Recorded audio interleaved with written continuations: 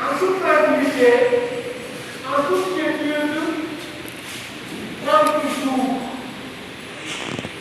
un moment de dévotion, un moment de communion, un moment de partage.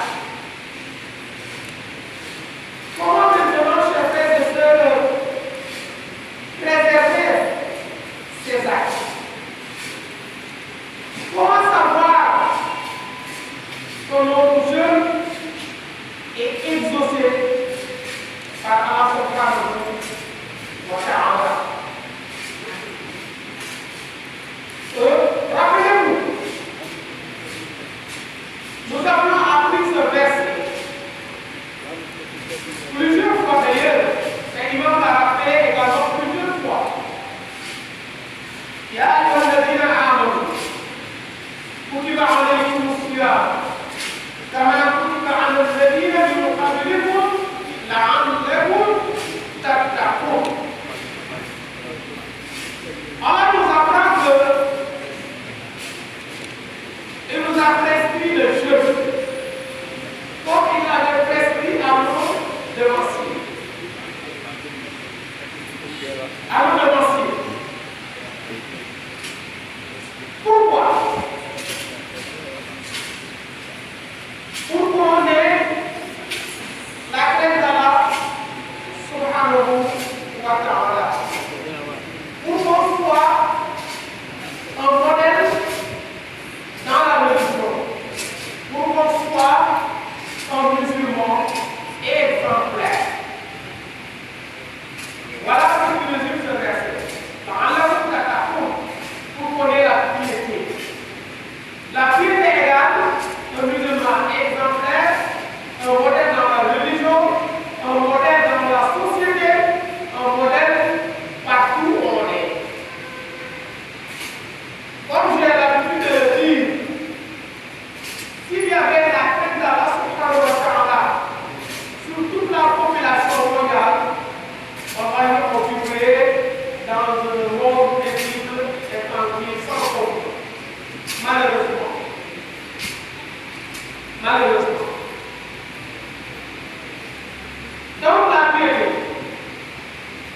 Mais je tiens à vous rappeler, chers frères et sœurs, ce hadith du prophète sallallahu alayhi wa sallam, qui nous dit Man saba Ramadana thumma atba'ahu sittan min Shawwal kana kasiyam al-jannah.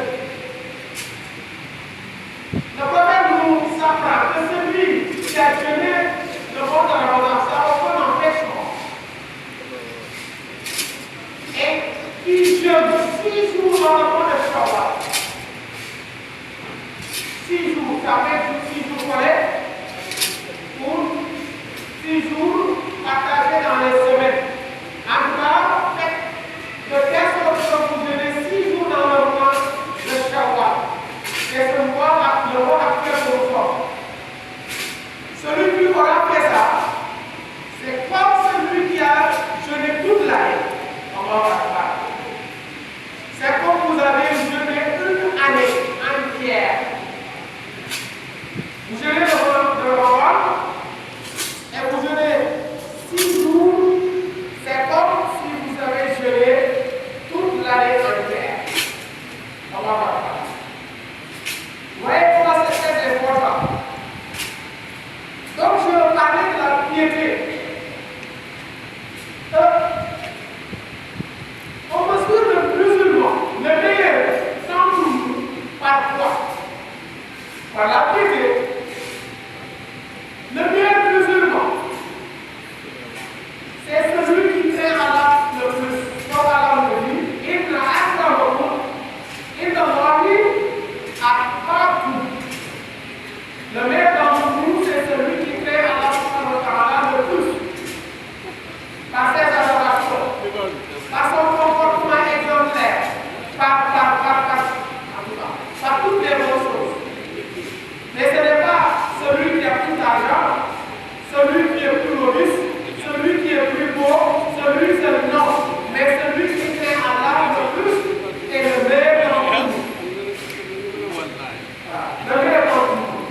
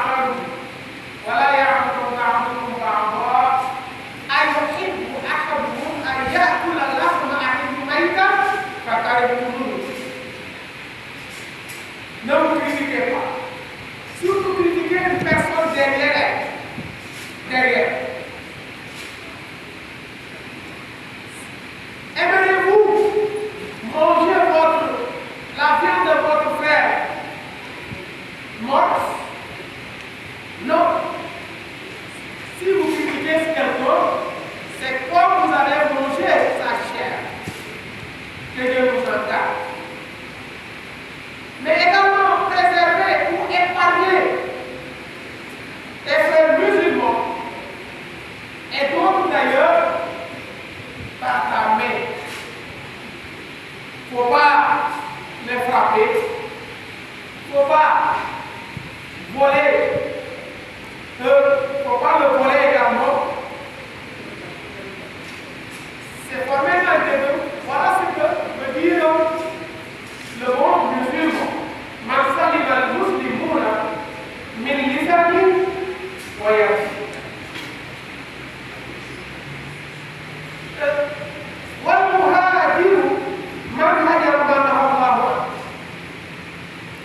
Le vrai immigrant, ce n'est pas celui qui a quitté Sénégal pour aller au Côte d'Ivoire, ou quitter Côte d'Ivoire pour aller à la Mecque, ou quitter à la Mecque pour aller aux États-Unis, mais le vrai immigrant, c'est celui qui s'éloigne contre tous les impératifs. Celui qui fuit tout ce qu'Allah subhanahu wa ta'ala a interdit. Voilà le vrai immigrant. Le modèle musulman. Toujours pour être un musulman exemplaire. Le prophète sallallahu la yu'minu ahadukum hatta yuhibba li akhihi ma yuhibbu li nafsihi. Pour être un vrai musulman, un musulman exemplaire, il faut désirer, il faut aimer pour ton frère musulman ce que tu désires ou ce que tu aimes pour toi-même. Tu veux réussir. Il faut le désirer, il faut la désirer pour ton frère musulman. Tu veux de l'argent, il faut le désirer pour ton frère musulman. Tu veux la santé, tu veux toutes les bonnes choses, il faut avoir le même désir pour ton frère musulman. Ce n'est pas être méchant. On nous apprend souvent des gens qui étaient très méchants, très méchants, et qui avaient envie de pour son frère.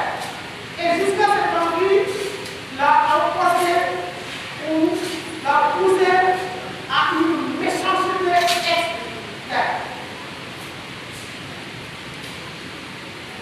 Il est allé voir son secrétariat pour multiplier quelque chose pour lui. Il a dit de prier pour lui, le secrétariat, je peux prier pour toi, mais tout ce que tu va gagner, ton frère va avoir le goût. Si tu as un frère, si tu as une voiture, ton frère va avoir 2 voitures. Si tu as 1 million, ton frère va avoir 2. Avec tout ce que tu auras, ton frère va avoir le goût. Il réfléchit un peu, il dit ok, il faut prier pour que je sois mort, pour que je perde un œil. Là, ton frère va perdre les 2 yeux. C'est ses yeux. On n'en parle pas. Regardez cette méchanceté. Au lieu de dire une bonne chose, pour que son frère ait le goût, lui, il préfère avoir une mauvaise chose pour que son frère ait le goût également de cette mauvaise chose. Que Dieu nous engage. Voilà pourquoi le prophète nous apprend de marquer que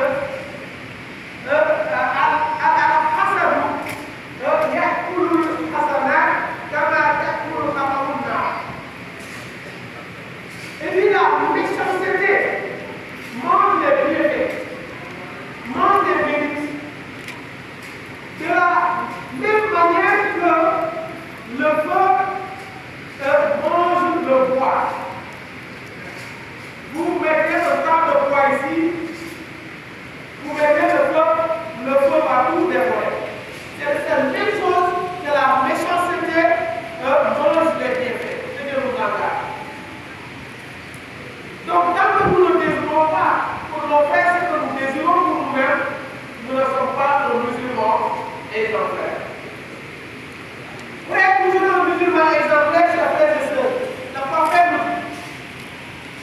والذي نفسي بيده لا يؤمن أحدكم حتى أكون أحب إليه من والده وولده.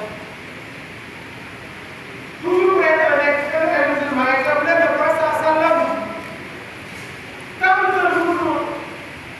que nous n'avons pas de prophète plus que nos parents, plus que nos enfants, nous ne sommes pas encore bons musulmans ou musulmans exemplaires.